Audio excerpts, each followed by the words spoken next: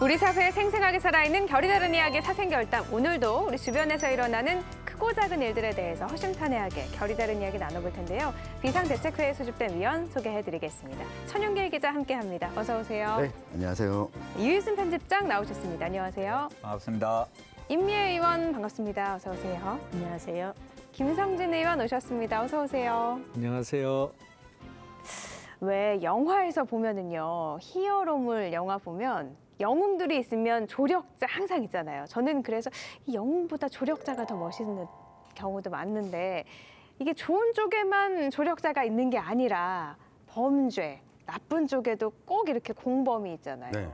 생각나는 혹시 뭐 이런 공범 자 있으세요? 네. 저는 딱 떠오르는 게 우리 항우석 박사의 논문 조작 사건 당시에 사실 특정하게 정말 나쁜 사람이 공범이 되는 게 아니다라는 걸 보여줬거든요. 이게 국익에 우선되기 때문에 모두들 의심하지 않았던 언론, 그리고 여기에 대해서 감시했던 언론을 비난하기 바빴던 시민들, 그리고 입 다물고 있었던 학자들까지 저는 공범은 우리 주변에 널려 있다. 네. 저는 공범자들 네. 하면 떠오르는 사람은 정준영 가수하고 그 사람이 찍은 그 동영상을 황금폰을 이용해서 몰래 함께 돌려본 동료 연예인들 꼭 짚고 넘어가고 싶습니다. 그 황금폰의 존재를 다 알았다고 하잖아요. 네. 그럼 어떻게 보면 공범자라고 할 수도 있겠네요. 그러니까 말리지 방송에서도 그런 이야기들이 나왔는데 네. 또 방송 관계자들도 그것을 걸러내지 않고 그대로 방영을 했고 또 그것을 보면서 사람들은 예능의 한 구성으로 보고서 그냥 같이 즐겼던 거죠. 그래서 이게 범죄가 드러나고 나니까 서로 연결이 되었는데 우리가 그 긴 시간 동안에 우리 역시 공범자가 아니었나라는 생각을 좀 하게 됐어요. 그 힌트를 좀 눈치챘더라면 네. 더 일찍 피해자를 줄일 수 있었을 텐데요. 저는 공범하면은 우리 대한민국을 발칵 뒤집어 놨던 미러와 K스포츠재단, 박근혜 전 대통령과 최순실 사이의 공범 관계. 그러니까 재벌 기업들이 최순실 보고 돈을 줬다는 게 아니지요. 대통령 보고 돈을 줬다는 거 아닙니까? 출연금을. 그런데 실제로 그 돈을 회수해가지고 주머니에서 관리한 분은 누구예요? 최순실 씨 아닙니까? 공범. 우리는 한 팀. 현재 재판이 진행 중입니다만은 숙명여고 교무부장인 아빠와 쌍둥이 딸의 성적 문제. 정말 한편으로 굉장히 가슴 아픈 우리 입시의 현장이라는 생각도 들고 또 서로 간의 어떤 불신의 현장이라는 생각도 들고 해서 안타깝고 가슴 아프고 그런 어떤 공범 관계. 이렇게 위원님들이 다 얘기를 해주셨는데 진짜 말씀하신 것처럼 공범 흔히 있었네요. 우리 네. 주변에 무슨 큰 사건에 있으면 무조건 공범자는 있었던 것 같아요. 그래서 오늘은요, 이 은밀한 주역 공범자 문제에 대한 결이 다른 이야기로 사생결단 풀어가도록 하겠습니다. 공범자들을 비롯한 주범들의 허기는 언제쯤 메커질까, 채워질까? 의원의 힘을 가지고 압력을 넣는 경우도 비일비재하게 일어나기도 합니다. 압력을 갖고 있으면 옆에서 난 원치 않지만 붙잖아요. 네. 그럼 또 공범이잖아요. 누구가 누구를 탓하는지. 디지털 성범죄는 이거는 공범 문제에서 꼭 한번 짚고 넘어가야 될 문제인 것 같아요. 온 세상이 지뢰밭 같아요. 이래서 어떻게 우리 국민들이 편하게 살아갈 수 있을까? 그러니까 사람들은 자신이 공범자일 수도 있다라는 생각을 못 해요. 많은 경우에. 그런데 그때마다 사람들은 나는 아니다라고 얘기를 하는데 사실 맞습니다. 너도 공범자야. 이 얘기를 하고 싶어요. 네, 오늘 이 시간에는 은밀한 주역 공범자들에 대한 결이 다른 이야기 나눠볼 텐데요. 그에 앞서서 저희가 미리 시청자분들께 말씀드릴 게 있죠. 지난 방송에 대해서 좀 궁금하신 사항이 있나 이건 아니다 싶은 제보가 좀 들어왔어요. 그래서 저희가 사실 확인 차원에서 좀 말씀을 드리고 다음 결이 다른 이야기 나눠보면 좋을 것 같아요. 신풍미술관 저희가 말씀을 드린 적이 있었죠. 그런데 시청자분께서 이게 살인미술관인지 공립미술관인지 헷갈린다라는 의견도 있었고요. 작품이 어떤 게 전시돼 있는지 그것도 좀 헷갈린다 이렇게 말씀을 하셨거든요. 살인미술관이 맞고요. 그리고 할머니 분들의 작품도 있지만 또 현대회화 107점도 소장이 되어 있다고 합니다. 이 점 저희가 정정해서 말씀을 드립니다. 그리고 또 드릴 말씀 있으시죠? 네, 우리가 지난번에 경상북도 시군 기초예의 1년 평가 했었는데 그 가운데 의정 활동이 좀 부실하다라고 평가 이야기를 하면서 봉화군 의회 사례를 들었습니다. 네. 이 농민수당을 군수가 공약으로 했고 이걸 도입하는 과정에서 의회가 제 역할을 하지 못했다라고 했는데 실제 봉화군 의회에서는 뭐 이런 입장이 나왔습니다. 이 군수의 공약 사항에 대해서 봉화군 의회에서도 일부 문제점이 있어서 다시 검토하고 그 다음에 수정되어서 안이 올라왔을 때 집행부에서 제출된 안을 가지고 심도 있게 논의해서 통과를 시켰다. 그래서 이게 봉화군이 일을 하지 않았다라고 보기는 어려운 거죠. 봉화군 의회가 나름대로 심도 있는 논의를 거쳐서 이 조례안을 통과시켰다. 이 말씀을 전해드리겠습니다. 네, 결이 다른 이야기 저희가 나누다 보면요, 참 여러 가지 이야기들을 하는데 그 중에서도 혹시 궁금하시거나 이 점 좀 잘못됐다 하시다면 저희 안동 MBC로 제보를 주시거나 문의를 주시면 이렇게 방송에서도 말씀드리도록 하겠습니다. 그러면 은밀한 지역 공범자 문제에 대한 유희순 위원님의 결담 듣고 이야기 시작해 보죠. 귀하겠습니다.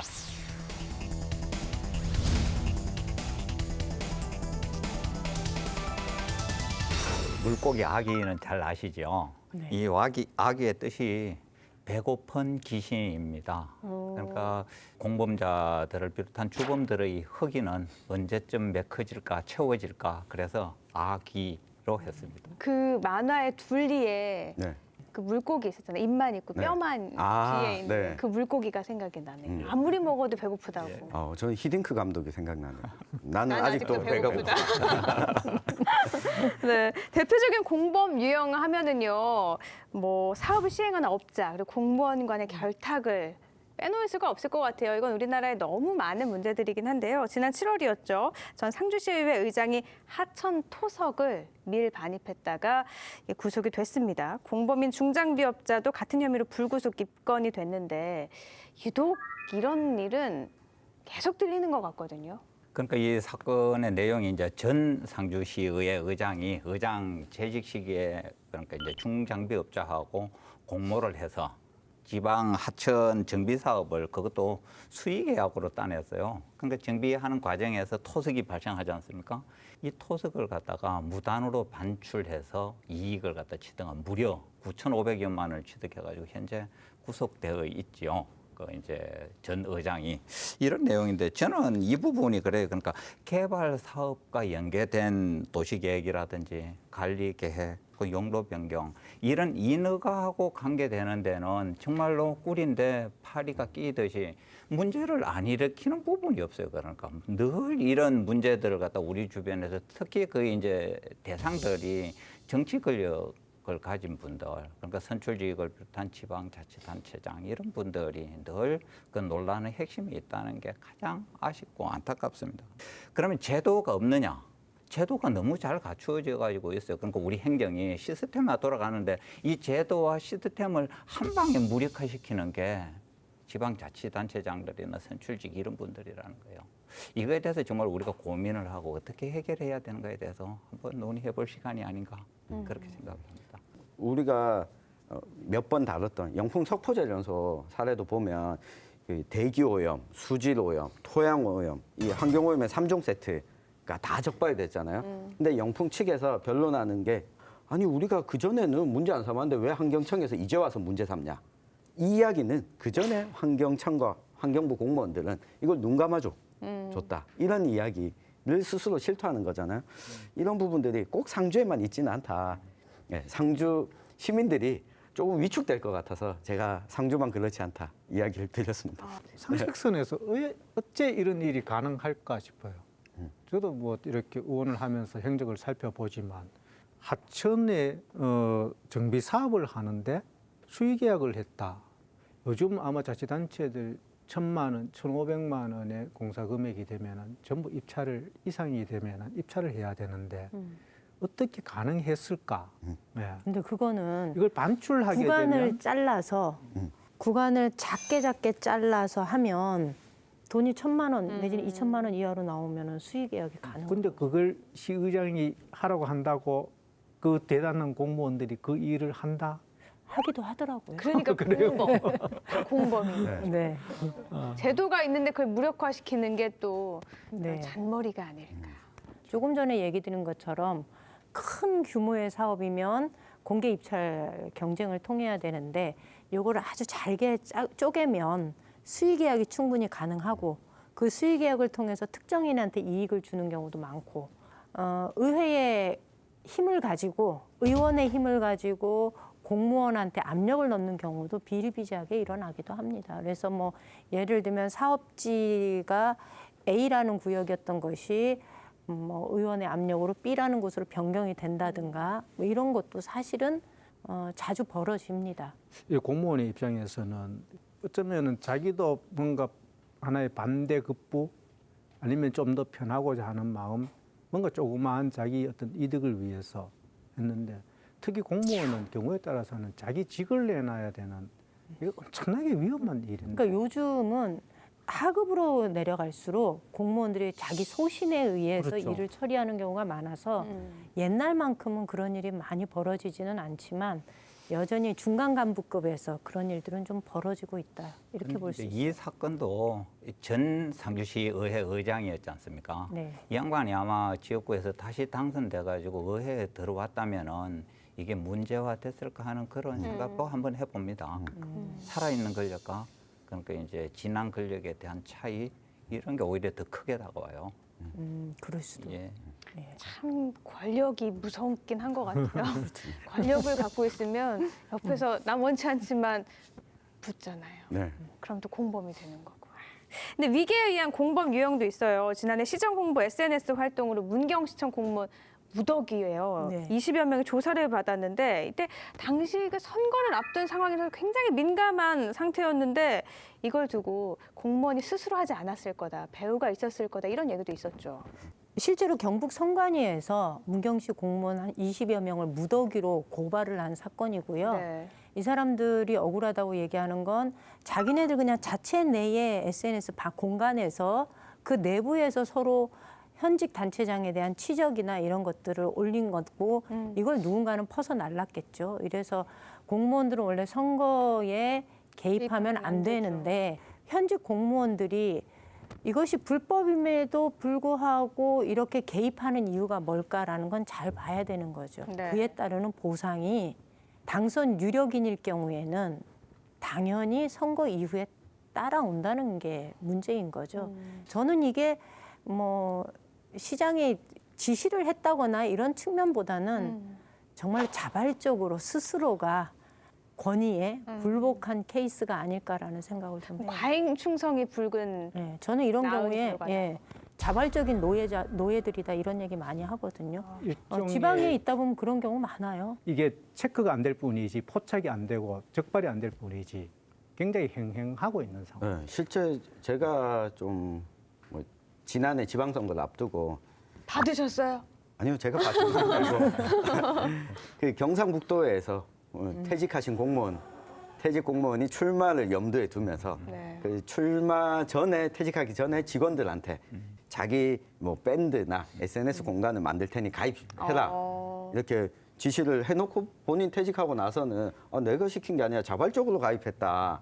그러니까 이렇게 드러나지 않게끔 방금 말씀하셨던 특히 권력을 가지고 있는 공무원일수록 그것이 나의 권한을 사용하는 거라고 오해하고 착각하는 경우들이 존재하는 것 같아요. 근데 궁금해지는데요. 그럼 선거를 앞두고나 그 전에는 개인 이렇게 소규모의 그룹의 SNS에 그런 걸 공무원들이 함께 가입을 해서 올리거나 이게 자체가 안 되는 건가요? 그러니까 평소에 이런 어떤 가령 공무원 세계에서 평소에 시장의 취직을 이렇게 공유하고 집단적으로 조직적으로 이렇게 계획적으로 퍼나르고 공유하고 그러지 않아요. 이게 일상의 공무 생활이었으면 어느 누구가 시비를 걸겠어요. 근데 특정 선거를 앞두고 이런 행위를 했으니까 이거는 공무원의 중립선거 의무 위반을 명확하게 한 거죠. 이 정도 근데 되면. 저는 꼭 그렇지는 않은 것 같아요. 이게 선거를 앞두고 이런 행위를 했냐?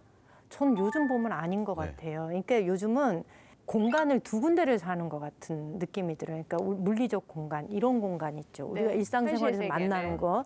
현실 세계의 공간이 있고 가상의 공간이 있잖아요. 우리 가상의 공간에 실제로 현직 공무원들이 굉장히 많은 활동들을 하고 있어요. 근데 그 현직 공무원들 활동하는 공간을 보면 자기 이야기를 푼다기보다는 현직 단체장이나 자기 업무와 관계돼서 홍보와 치적을 이렇게 홍보하는데 이렇게 열을 올리는 경우가 굉장히 많거든요. 그래서 저는 꼭 이게 선거 때만이라기보단 평상시에 이렇게 자기 관리를 좀 해놓는 거죠, 이게. 평상시에는 그러니까 집단적으로 하지 않고 제가 본 공무원들은 개별적으로 유별나게 시장님의 활동을 갖다가 자기 그 사이버 상에서 공유하는 그런 분들이 굉장히 많아요. 근데 그걸 또 공무원들이 전체적으로 공유하지는 않거든요. 근데 20명이 집단적으로 이렇게 했다는 거는 이건 좀 변명하기에는 너무 공색한 측면이 있다.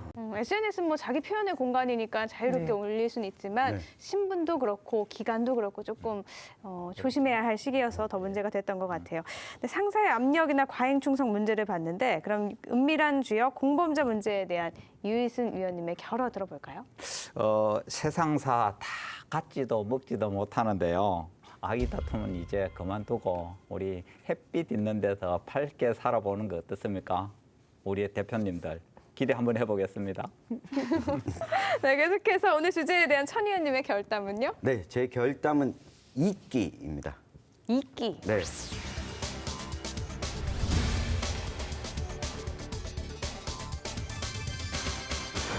웹툰으로 나왔었고, 영화로도 나오고. 네, 영화로도 나왔었죠. 근데 이끼 이 영화와 웹툰을 보면 한 마을이 있고 이 마을에 외부 사람이 들어오게 되고 이 마을에 뭔가 알 수 없는 비밀이 숨어져 있는 걸 의구심을 갖게 되는데 알고 보니까 마을 모든 사람들이 이게 다 공모하고 있었던 거예요. 그러니까 특정한 사람, 특정한 직업을 가진 사람이 공범자가 될 수 있는 게 아니라 의식하거나 스스로 되돌아보지 않으면 나도 모르게 공범자가 될 수 있다.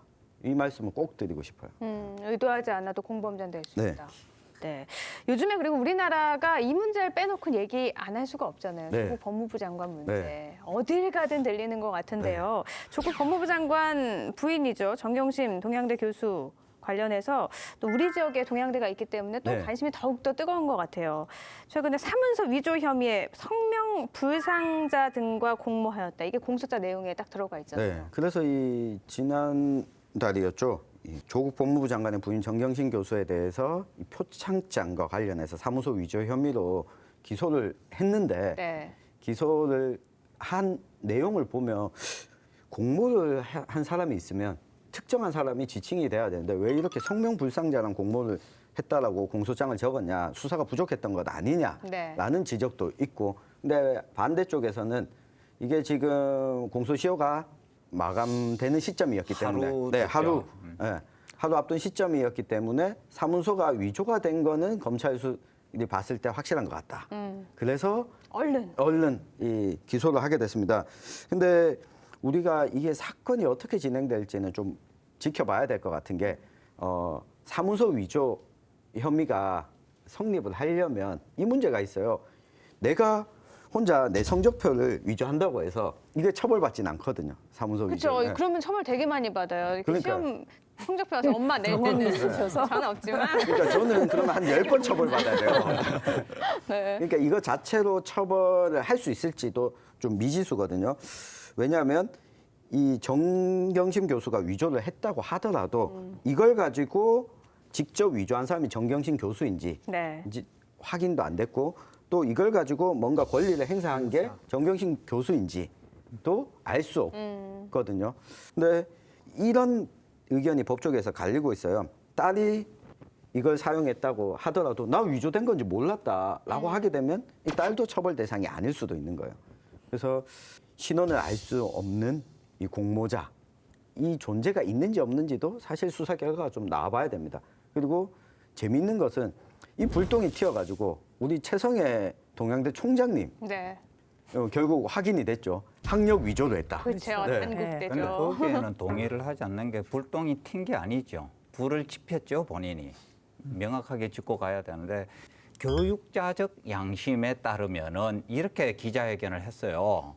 근데 이제 교육자적 양심이 어느 만큼 이제 내용이 웃기느냐 하면은 본인의 박사학위 자체가 이미 다 거짓이죠. 거짓이죠. 네. 저는 그걸로 끝나면은 뭐 또 살다 보면은 그럴 수 있다고 생각을 했는데 대학도 졸업을 하지 않은 네, 사람이에요. 최적. 졸업이 문제가 아니고 수료조차도 하지 않은 분이에요. 이런 분이 감히 어떻게 교육자적 양심이라는 말을 입에 올릴 수 있는지, 누구가 누구를 탓하는지 정말로 안타까워요. 그러니까 지금 동양대학에 적을 두고 있거나 뭐 그 학교를 졸업한 동문들 입장에서는 지금 우리들의 이야기가 불편할 수 있지만은, 그러니까 어떤 의미에서는 그분들도 쏟고 졸업을 했거나 적을 두고 있고, 그다음에 동양대학교를 원래 입시에 지원하려고 했던 많은 수험생들의 마음은 어떨까? 정말로 마음이 복잡할 것 같아요. 저는 불을 지폈다고 보기보다는 불똥이 튀었다라고 보는 이유 중에 하나는 우리가 최성희 총장의 학력을 위조한 상태로 기재를 했고 교육부에 보고를 했는데 그 누구도 그 전까지는 이 사안이 터지기 전까지는 관심을 가지지 않았어요. 그리고 서류상으로 확인하거나 의구심을 가지는 행위를 한 적이 없거든요. 그래서 모두가 공범자가 될 수 있다라고 하는 게 그 학교 재단, 동양대 재단 이사에서도 이 부분을 확인을 안 했다는 거잖아요. 그러면 이분들도 공범자들인 거죠. 그래서 특정한 누군가의 잘잘못보다는 우리가 늘 이렇게 관심을 가지고 의심하거나 의구심을 가지지 않으면 다 방관하는 사람이 저는 공범자가 될 수 있다. 근데 저는 그 보통 이사나 이런 거 할 때 졸업 증명서, 뭐 최종 학력 증명서 이런 거 다 띄지 않나요? 기본 첨부지요. 그게. 그렇죠. 예. 그런데 그것도 그렇게- 위조한 건 아니죠. 그러니까 그걸 확인하지 않고서 이사장 취임을 한 거거든요. 대신 재단에서 이 사람이 이사장이다 하는 카드를 내밀면 특히 사학재단에서 서류를 갖춰주십시오라고 이야기를 했다고 하더라도 당사자가 미루고 하면 제출을 안 하면 자꾸 조를 수 없는 그런 입장도 네. 있을 거고, 대신 우리 일반인들도 이렇게 살아가면서 너무 자기의 어떤 도덕성, 정의감 이걸 공공연하게 이야기하는 사람일수록 때로는 뒤로 비도덕적 부분들이 많은 경우가 많고, 그렇죠. 때로는 그걸 강조했다는 이유로 해서 나중에 조금 부도덕한 일이 생길 때 더 큰 비난의 대상이 되는 그런 경우들. 그렇죠. 이번 뭐 조국 장관의 경우에도 조국 장관을 비판하는 여론이 있는 것 중에 하나가 그 전에 너무 많이 도덕적인 이야기들을 많이 했기 때문에 네. 그 화살이 또 그렇죠. 돌아오는 거죠. 그렇죠. SNS에 너무 이렇게 한 것과 달라서 네. 이해가 되는 건데, 또 다른 심각한 문제, 임 의원님이 처음에도 네. 잠깐 말씀을 하셨는데, 디지털 성범죄는 이거는 공범 문제에서 꼭 한번 짚고 넘어가야 될 문제인 것 같아요. 이게 영상을 올린 사람도 물론 범죄자지만 그걸 돌려서 본다거나 그냥 혼자서 보기만 해도 이건 분명 공범인 거잖아요. 그렇죠. 이게 우리 사회 분위기를 이렇게 밑바닥에서 깔아주는데 그 역할을 참 많이 해요. 그런 불법 영상물이라든가 또 그것을 보고 있다는 것을 서로 자랑 삼아서 이야기들을 많이 하죠. 너 봤어? 이렇게 하잖아. 너 네. 아직도 안 봤어? 야, 그리고 봐봐. 이러면서 보내잖아. 보내지요. 네. 그리고 또 그걸 보지요. 그렇죠. 그래서 그 얼마 전에 그 저희 연예 프로그램에서, 그러니까 오락 프로그램에서 그것을 돌려보았다라든가 내지는 이사를 갔는데 선배 연예인이 이사를 갔는데 그 집에 들어갔더니 그 외장 하드로 야동이 이 가득 담긴 외장 하드가 남아 있더라. 선배가 나한테 좋은 선물을 주고 갔다. 뭐 이런 식의 이야기들을 하면서 그것이 즐겁다고 같이 웃고 떠들고 그러면서 넘어가는 분위기. 저는 이것도 공범이라고 생각을 해요. 네, 그 디지털 성범죄 관련해서 이런 부분이 있어요. 이걸 나 혼자 이걸 하고 있다고 생각하면 뭔가를 할 때도 이거 해도 될까? 안 해도 될까? 더 죄책감도 느끼고. 네, 죄책감도 느끼고 고민을 하게 되는데 이게 널리 퍼져 있으면 디지털 성범죄의 특징 중에 한 가지가 어차피 이거 인터넷상에 다 있고 딴 사람들도 다 봤고 내가 보는 거는 문제 없어. 그리고 나의 이 행위는 누군가에게 피해가 갈 수 있어라고 하는 걸 굳이 생각하지 않게 되는 거죠. 그러니까 공범자가 되는 다수가 공범자가 되고 나면 이 문제가 심각하지 않다고 여기게 되는 특성이 있거든요. 최근에 공익 광고를 좀 많이 하는 것 같아요. 맞아요. 그러니까 인식하지 못하면서 범죄인지 인식하지 못하면서 그 행위에 가담하는 경우도 많다고 보면은 현재 그러니까 공익 광고가 많이 노출되는 것은 그나마 참 다행한 일이다. 근데 지난번에 저희가 이제 제가 성당을 다니는데 이게 어떻게 해서 이런 이제 소위 말하면 야동이 이렇게 톡을 통해서 이렇게 돌아다니게 된 거예요. 네. 근데 그때 많은 사람들이 보내온 사람한테 뭐라 그랬냐면 나한테 이런 거 보내지 마. 이거 불법이야. 안 보내요. 음. 그러니까 받은 사람이 단호하게 그런 태도를 취해주는 게 우리한테 필요하다는 거죠. 그 일정 시기까지는 이게 범죄인 줄 모르는 거예요. 네. 그리고 이런 어떤 디지털 성범죄에 대한 피해자의 어떤 고충이라든가 이런 거에 대해서도 사회적으로 여러 가지 이렇게 이슈가 되기 전에는 그런 걸 미처 깨닫지 못하는 사람들이 많은 거죠. 그래서 자연스럽게 보내고 어쩌면 받는 입장에서도 반갑게 받아서 보고 이랬는데 어느 날부터 보내는 것도 문제가 되고 정말 그 당사자는 엄청난 어떤 피해자가 되고 또 같이 보는 것도 문제가 된다는 걸 알면서 지금 같은 경우는 거의 그걸 아마 공유하겠다고 보내는 사람이 거의 없어진 많이 줄었죠. 예. 네, 네. 그걸 공유하는 사람이 약간 이상한 사람, 네. 엄청 이상한 사람, 그러니까 범죄자 굉장히 취급을 하게 되죠. 바람직한 네. 방향으로 네. 가고 있는 네. 거죠. 그런데 이게 이제 최근 10년 새에 하여튼 23배나 증가했고요. 성범죄가 디지털 성범죄. 예. 디지털 성범죄가 또 우리 성범죄에서 차지하는 것도 25% 정도가 돼요. 그러니까 성범죄에서 디지털 범죄가 차지하는 비율이 굉장히 높다. 근데 이 피해자들이 갖는 불안감이라는 게 이게 다 삭제라는 게 없잖아요. 없죠. 설사 다 삭제가 됐다고 해도 피해자 입장에서는 확인할 길이 없는 거예요. 그러니까 평생 안고 가야 되는 이런 의무로 받아들이고 자살 충동을 느끼는 사람이 45.6%. 실제로 자살 행위를 하는 사람도 했던 사람도 19.3% 정도 된다고 해요. 이 정도 같으면 우리는 정말로 국가 차원에서 좀 공익 광고라든지 이런 걸 많이 늘려가는 것도 하나의 방법이 되죠. 그 정부에서도 이제 디지털 성범죄 피해자 지원센터 또 이제 서울시 같은 경우는 이제 여성 안심 보안관 제도 이런 걸 해가지고 구제를 하는 방법들을 가지고 있고 이게 하나의 자꾸 이슈가 되면서 점점 이제 줄어드는 그런 상황으로 네. 갈 것 같아요. 점점 SNS가 발달하면서 디지털 성범죄도 기하급수적으로 확 늘었는데 그래도 인식이 조금씩은 이런 불법 영상을 찍는 것도 나르는 것도 보는 것도 다 범죄다라는 게 많이 알려지고 있어서 이런 범죄는 꼭 없어져야 될 것 같아요. 네, 오늘 주제에 대한 천윤길 위원님의 결화 들어보죠. 네. 나를 돌아봐, 나를. 노래가 노래예요? 아니에요? 노래입니다. 듀스의 나를 돌아봐 그대 나를. 왜 이렇게 무섭죠? 제가 이야기를 꼭 하고 싶어요. 앞서 우리 디지털 성범죄 할 때도 이야기가 나왔지만 처벌을 강화한다고 해서 문제가 순식간에 해결되지 않는다. 결국은 내가 이 범죄에 공모하는 거다라고 나의 행위부터 차단할 때 그리고 그걸 다른 사람한테 알릴 때 공범자들이 줄어들 수 있다. 내가 공범자가 될 수 있다는 생각을 죽을 때까지 하고 살아야 된다. 예. 이어서 은밀한 주역 공범자 문제에 대한 임 위원님의 결담은요? 저 아닌데요. 근데 지금 저 잘- 저 아닌데요. 아, 제가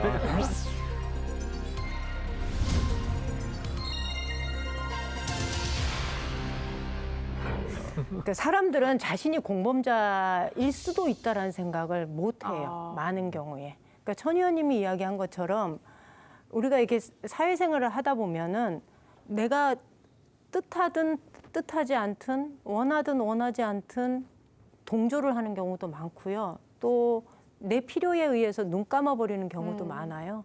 그 많은 경우가 어떤 사건이든 어떤 행위가 발생했을 때 공범자의 역할을 하는 경우가 많거든요. 그런데 그때마다 사람들은 나는 아니다라고 얘기를 하는데 사실 맞습니다. 너도 공범자야. 이 얘기를 하고 싶어요. 이 말이 나는 아닌 게 아니라 내가 네. 맞았구나. 이렇게 되는 것 같은데 이 문제에서 전혀 나는 이런 거 한 번도 겪어보지 않았고 들어보지도 않았다 하는 분은 아마 우리나라에는 없으실 것 같아요.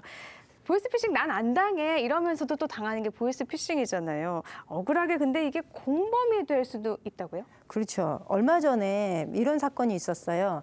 평소에 이제 신용이 좋지 않은 사람이 대출을 받을 수가 없었는데 이제 거액의 대출을 받을 수 있게 해주겠다라는 대출업체의 문자를 받았고요. 그래서 금융거래 내역을 늘려야 하니까 계좌번호를 알려달라 그래서 알려줬지요. 그리고 나서 그 안으로 돈이 들어온 거예요. 거액의 돈이 들어왔는데 돈이 잘못 들어왔으니 그 돈을 돌려달라라고 얘기를 해서 이 사람이 처음에 2번에 걸쳐서 돈을 찾아서 돌려줬다 그래요. 한 번에 준 게 아니고요? 네.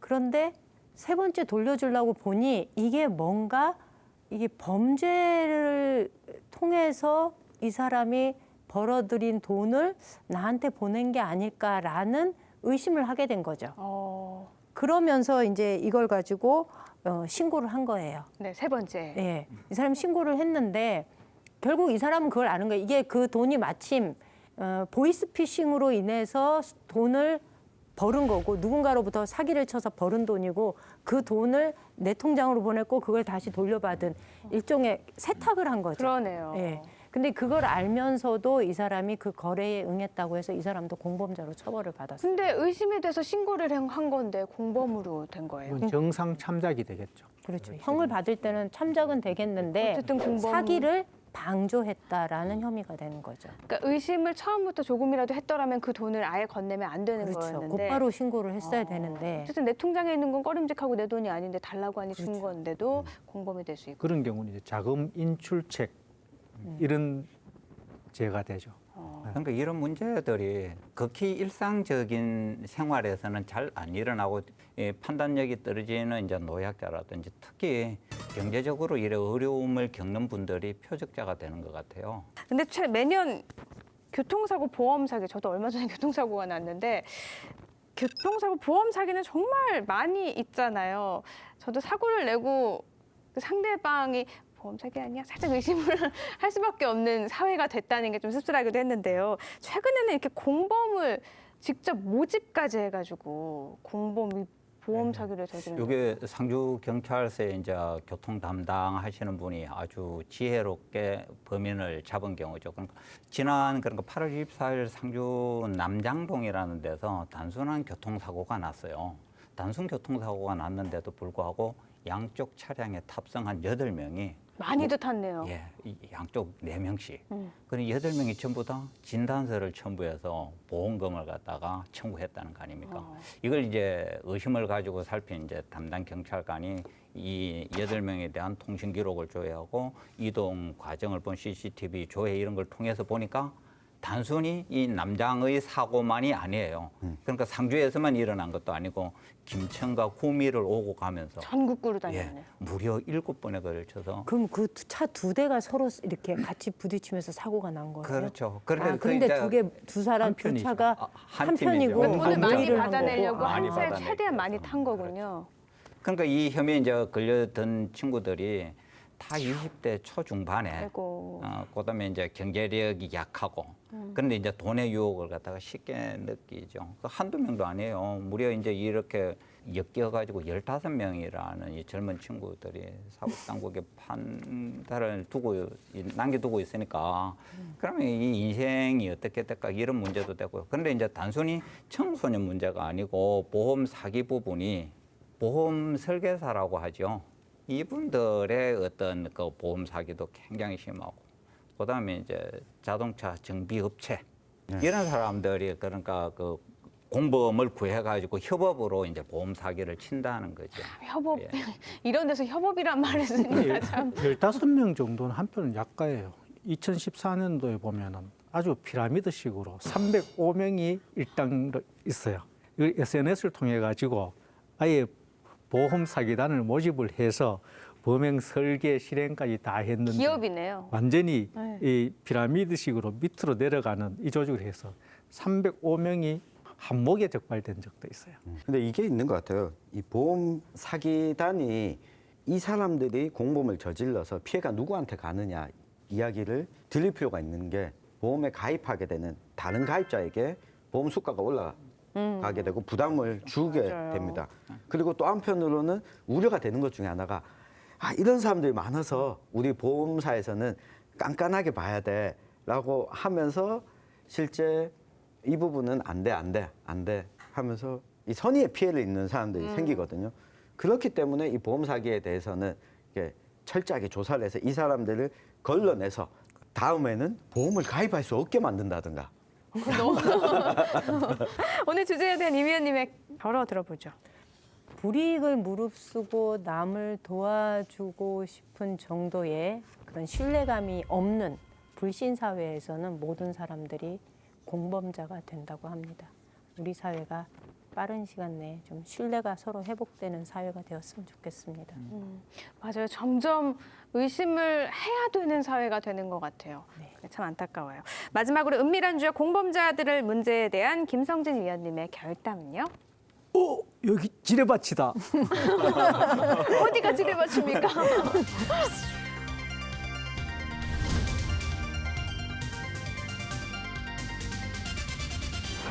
보험 사기에 또 공범에 온 세상이 지뢰밭 같아요. 이래서 어떻게 우리 국민들이 편하게 살아갈 수 있을까? 예. 정말 맞는 말씀인 것 같아요.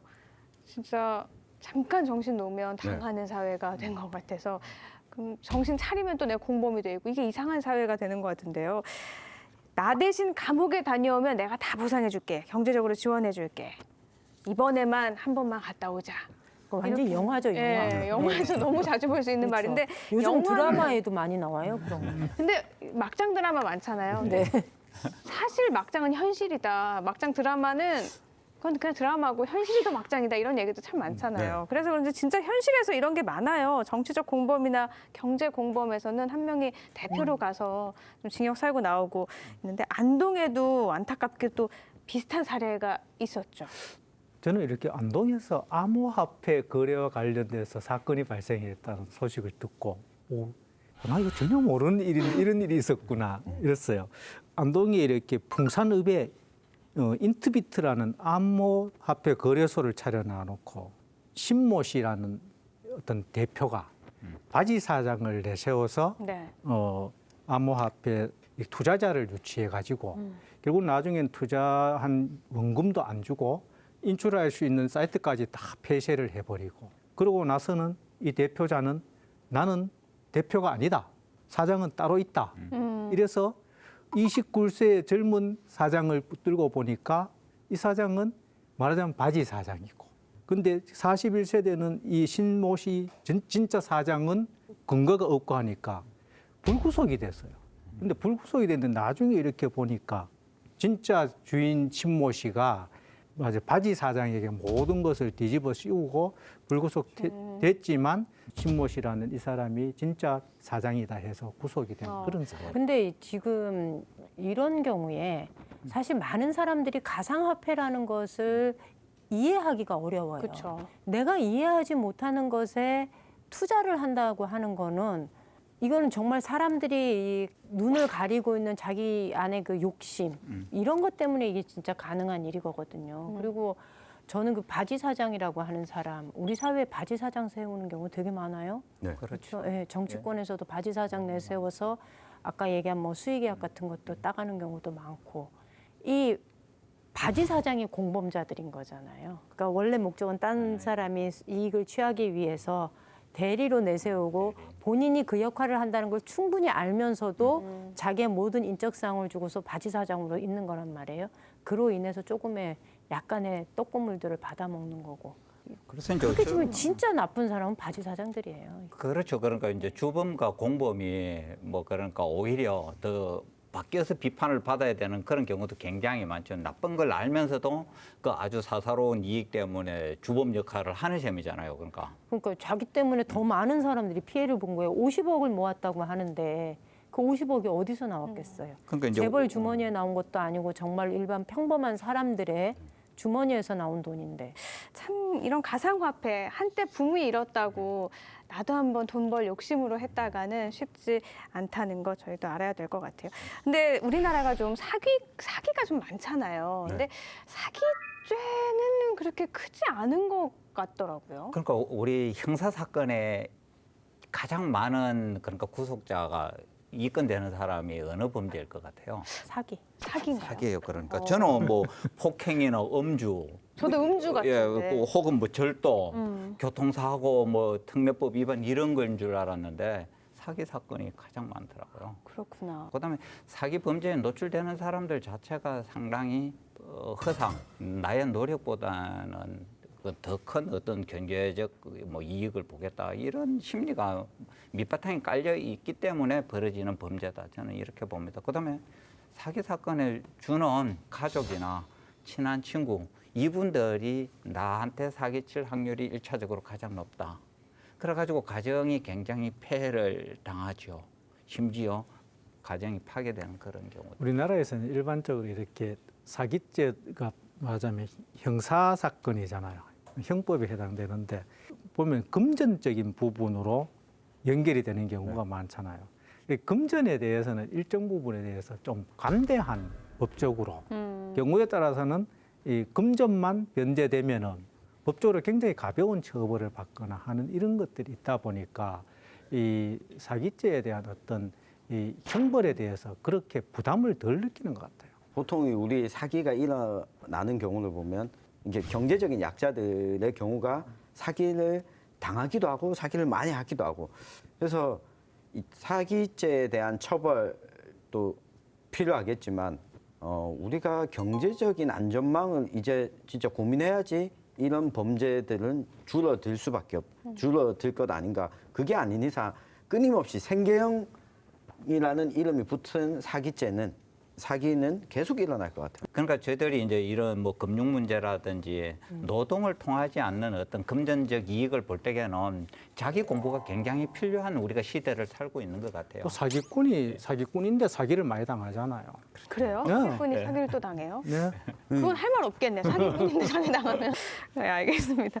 이렇게 사기 당할 수 있는 유형이 많으니까요. 최근 또 보이스피싱 얘기를 하셔서 네. 하나 짚고 넘어가면 청첩장도 문자로 오는데 그걸 들어가면 또 그게 잘못된 내 돈이 개인정보가 유출되거나 돈이 빠져나갈 수가 있으니까 너무 확인을 많어. 해야 알 수 없는 링크는 누르시면 안 된다는 점도 참고해 주시면 좋을 것 같고요. 최근 미국에서는 트럼프 대통령이 내부 고발자로 탄핵 위기에 지금 처해 있잖아요. 네. 근데 이게 꼭 미국만의 문제는 아니에요. 상주 조합장 선거에서도 내부 고발로 선거법 위반이 드러났는데 상주 얘기를 또 안 할 수가 없어서요. 불법 비리를 막기 위한 내부 고발, 이건 어떻게 생각하세요? 참 그러니까 우리 안동 MBC 사생 결담에 상주가 막 연속 2주에 걸쳐서 탈탈 털리는 것 같은데요. 시민 여러분 자긍심을 가지십시오. 건강한 표상입니다. 다른 시군에는 이만큼이 안 된다는 증거니까. 예천군도 꽤 많이 나왔는데. 이런 것 같아요. 저는 내부 고발이 배신자 프레임의 대부분 고통을 겪지 않습니까?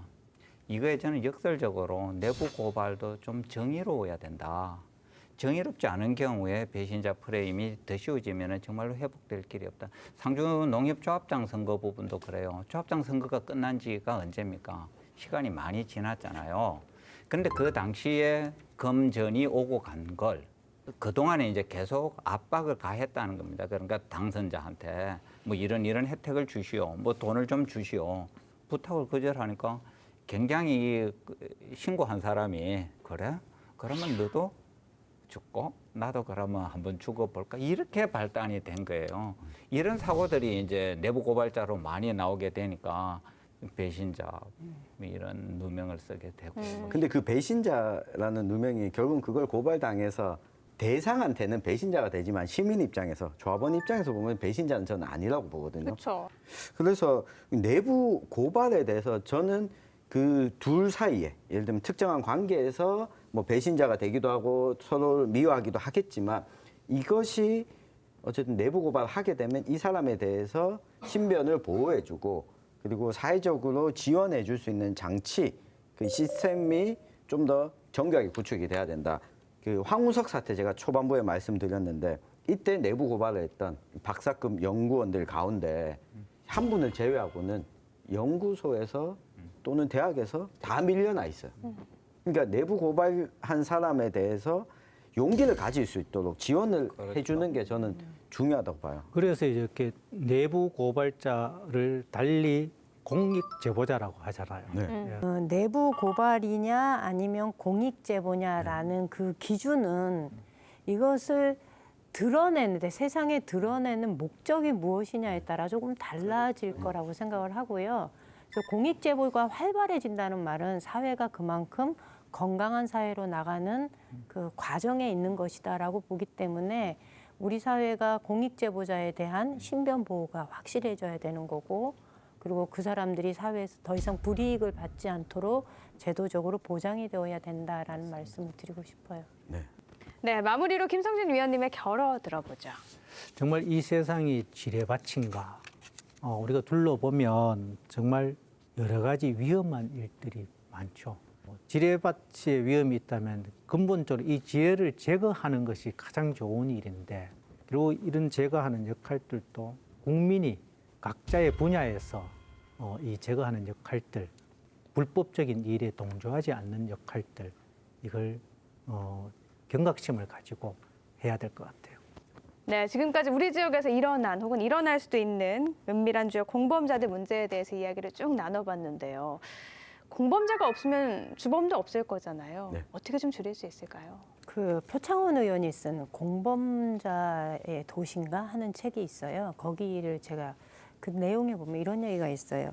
그러니까 공범 의식의 악순환에서 우리 국민 모두가 빠져나오려고 하면 신뢰 회복이 필수인데, 그러기 위해서는 정부와 공권력의 신뢰 회복이 가장 우선되어야 된다. 그런데 그게 참 시간이 오래 걸린다면 국민 서로 간의 신뢰 회복을 만들어 나가야 되지 않겠느냐라는 얘기가 있어요. 저는 그 얘기로 마무리하고 싶어요. 저는 뭐 공범, 주범을 갖다가 거의 동일시하고 싶은데요. 이게 저는 욕심, 정말 욕심이 주범과 공범을 구분하지 못할 만큼 우리 사회에 만연해 있지 않나. 그래서 좀 더 우리 개개인들이 반성하고 좀 돌아보는 그런 시간들로 이 우리 시청자들께서 좀 채웠으면 하는 그런 바람입니다. 네, 목격자가 많을수록 책임감은 줄어들어서 피해자를 돕지 않고 방관하게 되는 방관자 효과라는 게 있습니다. 우리 사회에 눈을 감을수록 사회는 혼란스러워지고요. 언젠가는 우리도 모르는 사이에 우리도 공범자가 될 수 있습니다. 우리 사회 생생하게 살아있는 결이 다른 이야기 사생결담. 안동 MBC 사생결담은 온라인을 통해서도 실시간으로 보실 수 있다는 점 기억해 주시고요. 이번 주부터는 1시간 앞당겨서 8시 55분에 인사를 드렸는데요. 다음 주에도 8시 55분에 많은 시청 바랍니다. 시청해 주신 여러분 고맙습니다.